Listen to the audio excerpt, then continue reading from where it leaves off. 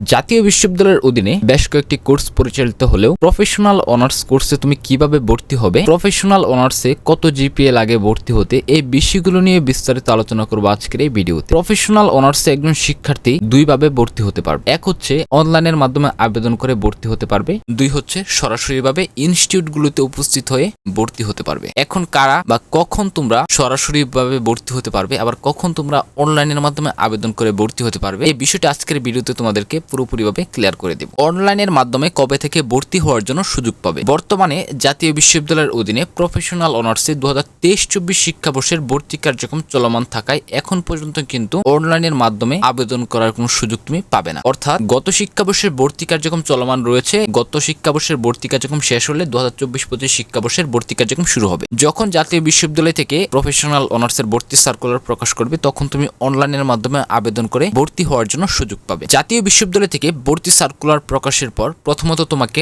অনলাইনের মাধ্যমে আবেদন করতে হবে, তারপরে তোমাকে আবেদন ফি জমা দিতে হবে। আবেদন ফি জমা দেওয়ার পর তোমার রেজাল্টের উপর ভিত্তি করে প্রথম মেধা তালিকা প্রকাশ করা হবে। প্রথম মেধা তালিকায় যারা স্থান না পাবে তাদের জন্য দ্বিতীয় মেধা তালিকা প্রকাশ করা হবে। দ্বিতীয় মেধা তালিকার পরে প্রথম রিলিজ স্লিপ এবং দ্বিতীয় রিলিজ স্লিপ প্রকাশ করা হবে। প্রথম এবং দ্বিতীয় রিলিজ স্লিপে তুমি 3টি কলেজে একাধিক সাবজেক্টে আবেদন করার জন্য সুযোগ পাবে। কিন্তু অন্যদিকে সাধারণ অনার্সে কিন্তু তুমি 5টি কলেজে একাধিক সাবজেক্টে আবেদন করতে পারলেও প্রফেশনাল অনার্সে তুমি 3টি কলেজে আবেদন করার জন্য সুযোগ পাবে। এই হচ্ছে তোমার অনলাইনের মাধ্যমে আবেদন প্রক্রিয়া। তবে কলেজ বা ইনস্টিটিউট চয়েস করার ক্ষেত্রে নিজ দায়িত্বে ভালো করে কলেজ এবং ইনস্টিটিউট চয়েস করবে। যে কলেজগুলো ভালো রয়েছে, যে কলেজগুলোতে ল্যাব ফ্যাসিলিটিস তোমাকে ভালো দিবে এবং যে ইনস্টিটিউটগুলো ভালো রয়েছে সেগুলো চয়েস করবে।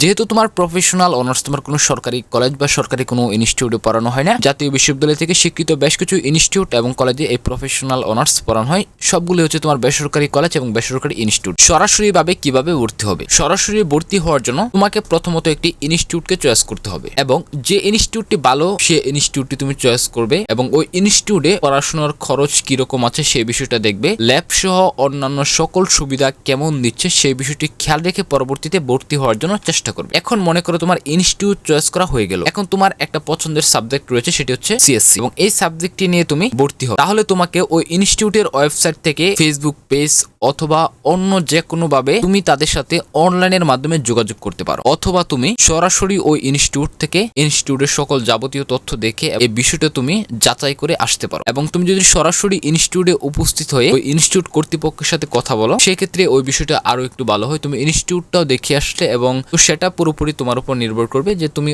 অনলাইনের মাধ্যমে তাদের সাথে যোগাযোগ করবে নাকি তুমি সরাসরি গিয়ে ওই ইনস্টিটিউটটা দেখে আসবে। যদি ভর্তি হও তাহলে সরাসরি যাওয়াটাই ভালো। আর সরাসরি ভর্তি হওয়ার জন্য তোমাকে অবশ্যই এসএসসি 2020, 21 এবং 22 সালে পাস করতে হবে এবং ন্যূনতম জিপিএ তোমার 2.50 থাকতে হবে। এছাড়া এসএসসি পরীক্ষায় 2022, 23, 24 সালে পাস করতে হবে এবং ন্যূনতম জিপিএ প্রয়োজন পড়বে 2.50। অর্থাৎ এসএসসি এবং এইচএসসি দুইটাতেই তোমার 2.50 করে থাকলে কিন্তু তুমি এখানে আবেদন করার জন্য তুমি সুযোগ পাবে বা ভর্তি হওয়ার জন্য সুযোগ পাবে সরাসরি পাবে। তবে এর থেকে কম জিপিএ যদি তোমার থাকে সেই ক্ষেত্রে কিন্তু তুমি এখানে ভর্তি হওয়ার জন্য সুযোগ পাবে না। আশা করি তোমরা এখন কিভাবে সরাসরিভাবে ভর্তি হবে এই বিষয়টা বুঝতে পেরেছো। ইনস্টিটিউট নিয়ে আলোচনা করা হলো, কিন্তু কলেজগুলোতে তুমি কিভাবে ভর্তি হবে? এখন প্রশ্ন হচ্ছে যে কলেজগুলো থেকে তুমি সরাসরিভাবে ভর্তি হওয়ার জন্য সুযোগ পাবে কিনা। কলেজগুলোতে ভর্তি হতে গেলে তোমাকে অনলাইনের মাধ্যমে আবেদন করতে হবে। অর্থাৎ জাতীয় বিশ্ববিদ্যালয় থেকে যখন তোমার ভর্তি সার্কুলার প্রকাশ করা হবে ঠিক তখন তোমাকে অনলাইনের মাধ্যমে আবেদন করে কলেজগুলো চয়েস করতে হবে। পরবর্তীতে তোমার রেজাল্টের উপর ভিত্তি করে তুমি সাবজেক্ট পাবে। কিন্তু ইনস্টিটিউটের ক্ষেত্রে ব্যতিক্রম রয়েছে। ইনস্টিটিউটগুলোতে তুমি তোমার পছন্দের সাবজেক্ট নিয়ে কিন্তু ভর্তি হওয়ার জন্য সুযোগ পাচ্ছ। সেই ক্ষেত্রে তোমার জিপিএ যদি কম থাকে, তোমার যদি মনে হয় যে তোমার যে জিপিএ রয়েছে সেই জিপিএ নিয়ে তুমি ভালো একটা কলেজে তোমার চান্স পাওয়ার সম্ভাবনা খুব কম, বা তুমি যে সাবজেক্টটা নিয়ে পড়তে চাও সেই সাবজেক্টে আসার সম্ভাবনা কম, সেই ক্ষেত্রে তুমি ইনস্টিটিউটে গিয়ে সরাসরি ভর্তি হতে পারো। আরেকটা বিষয় তুমি মাথায় রাখবে, ইনস্টিটিউটে তুমি যখন ভর্তি হবে বা ইনস্টিটিউটে বর্তমান সময়ে কিন্তু ভর্তি কার্যক্রম চলমান রয়েছে অনেক ইনস্টিটিউটে, সেই ক্ষেত্রে তুমি যদি একবার ভর্তি হয়ে যাও, ভর্তি সার্কুলার যখন প্রকাশ করবে তখন কিন্তু প্রথম মেধা তালিকায় তোমার কিন্তু ভর্তি হয়ে যাবে। তখন কিন্তু তুমি আর অন্য কলেজে বা দ্বিতীয় মেধা তালিকা বলো বা প্রথম রিলিজ স্লিপ অথবা দ্বিতীয় রিলিজ স্লিপ অন্য কোনো রিলিজ স্লিপে কিন্তু তুমি আবেদন করার জন্য সুযোগ পাবে না। তাই এই বিষয়টা অবশ্যই মাথায় রাখবা যে যারা সরাসরি ভর্তি হইবা তারা কিন্তু পরবর্তীতে জাতীয় বিশ্ববিদ্যালয়ের যে ওয়েবসাইটের মাধ্যমে বা অনলাইনের মাধ্যমে যে যে আবেদন কার্যক্রম বা ভর্তি কার্যক্রম চলমান থাকবে সেটার সাথে কিন্তু তোমরা সংযুক্ত থাকতে পারবে না। তো সেক্ষেত্রে তোমার সেখানে যখন ভর্তি শো করবে তুমি কিন্তু এটা পরবর্তীতে চেঞ্জ করতে পারবে না। তোমাকে কিন্তু ওই ইনস্টিটিউট থেকে ভর্তি বাতিল করে পরবর্তীতে কিন্তু প্রথম রিলিজ স্লিপ অথবা দ্বিতীয় রিলিজ স্লিপে তুমি যুক্ত হতে পারবে। এছাড়াও তোমাদের আরেকটা